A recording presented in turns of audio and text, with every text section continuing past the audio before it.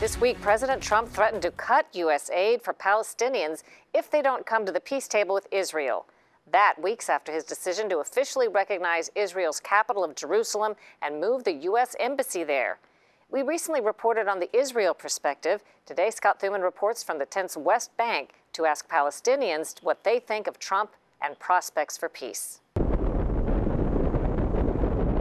Through heavily guarded checkpoints and signs warning Israelis that entering here is both illegal and potentially deadly, we cross into the West Bank city Ramallah, effectively, and for now, the Palestinian capital.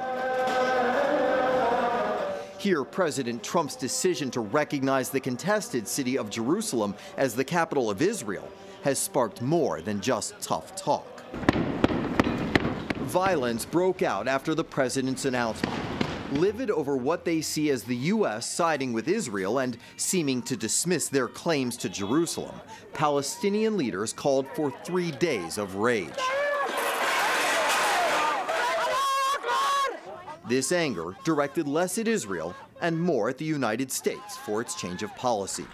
Emergency meetings at the UN in New York left the U.S. facing condemnation by more than 100 countries, which led President Trump vowing to cut off some of the millions Washington contributes to the organization. Let them vote against us. We'll save a lot. We don't care. Nabil Shah, former Palestinian foreign minister and senior advisor to the current leader, says he and all Palestinians were blindsided. Everything on their mind had to do with Mr. Netanyahu. Palestinians were not on their mind. I don't think they calculated what is the effect of what he did on the whole world, actually, not only the Palestinians. The thousands of people who took to the streets from Jakarta to Venezuela, I mean, there were so many people who simply found it totally objectionable. And he says when it comes to ending the violence in the Middle East, this move radically alters the situation. Here in the Palestinian city of Ramallah, many tell us they had seen America as the honest broker in the peace process. Now they see betrayal. You cannot be a broker if you are the enemy of one of the two parties, or if you are only the friend of one of the two parties, or if you side with the other party all the time, particularly in important issues, and before you get started. Do you ever see yourself at a bargaining table with President Trump or his administration? Alone? Sure. No, I don't think so. But with him, together with 4 or 5 other leaders, why not?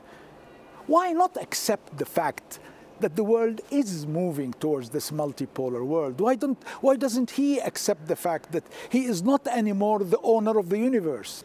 We went to Tel Aviv to meet another former foreign minister, this time for Israel. Zippy Livni told us the Palestinians can choose to respond with violence or negotiation. It's up to them. What I say to the Palestinians is the following. I'm sure that you didn't like this declaration, and maybe you have different expectations. But those believing in peace, those who want really to create a Palestinian state, it's time to negotiate. But that's what we're hearing from some on the Palestinian side. They say, in fact, this damages peace negotiations. It's their decision. The declaration itself shouldn't and doesn't damage peace negotiations. As long as the Palestinians, instead of focusing on the declaration, would focus on how to relaunch peace negotiations. And there is no excuse for terror, there is no excuse for violence. On the streets of Bethlehem, another Palestinian-run city that's surrounded by Israel's security barrier, the sentiment can be even less friendly. This man says with reason. Made in U.S., dangerous. Do not fire directly on the person because it's dangerous to shoot direct in the person. And here, Jamestown, Pennsylvania. When you see those tear gas canisters you just pointed out, and it was made in America, how does that make you feel about America?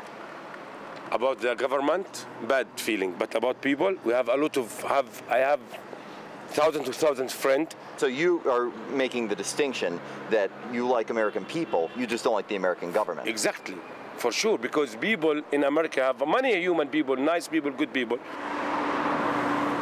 White House officials explained the president's decision to move the embassy and declare Jerusalem Israel's capital was a way to convince Israel it, in turn, must also make concessions in the peace talks. Palestinian leaders call those negotiations dead. As a result, President Trump has threatened to cut off some U.S. funding to the Palestinian Authority. We were feeling that it's getting actually close to peace. We're seeking to peace, but unfortunately, things are getting worse. Things are getting worse, and that's sad, honestly. The clashes are getting on and everything, and like our lifestyle became actually very, very hard now. Very hard. And the peace process? What peace are you talking about? No, I don't think so. No chance now? I doubt it. As an American citizen, Palestinian, I doubt it. So where do things stand now? Well, there's been no official announcement from the White House about possibly pulling funding from the Palestinian government. However, as for the peace process and Nabil Shot, that former foreign policy aide for the Palestinians who we showed you in that report, take a look at this video. Immediately after we interviewed him, he flew to Moscow to meet with the Russian foreign minister. Meanwhile, another Palestinian delegation went to China. The purpose of both of these trips was to find out if there is possibly a new mediator in the peace process to replace the United States.